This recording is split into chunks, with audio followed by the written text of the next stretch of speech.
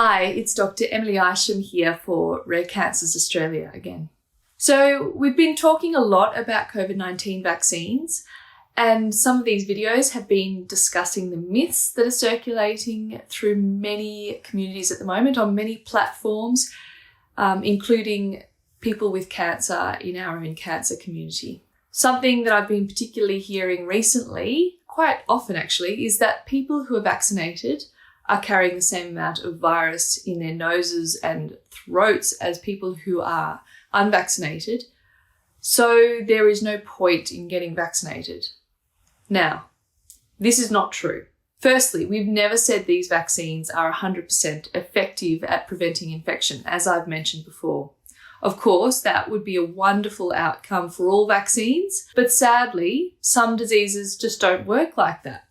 And many vaccines actually can't entirely eradicate the diseases that they're designed for. And you can still get a breakthrough infection after you've been vaccinated against COVID. It's usually much milder though, and we're seeing that in the data around the world. However, these COVID vaccines do reduce transmission, which means they make it harder for the infection to pass between vaccinated people.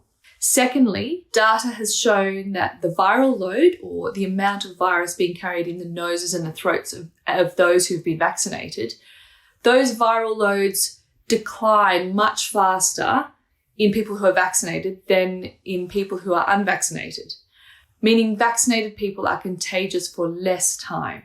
Thirdly, the viral load actually has no bearing on the severity of disease, so carrying more virus in your nose doesn't mean you're necessarily going to be sicker.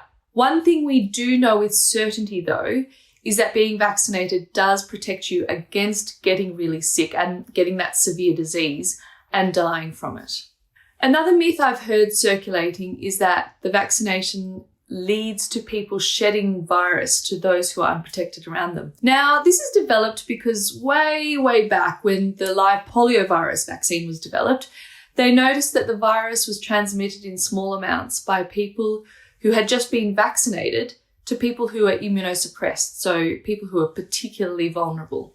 However, that was a different vaccine, and it was a live vaccine.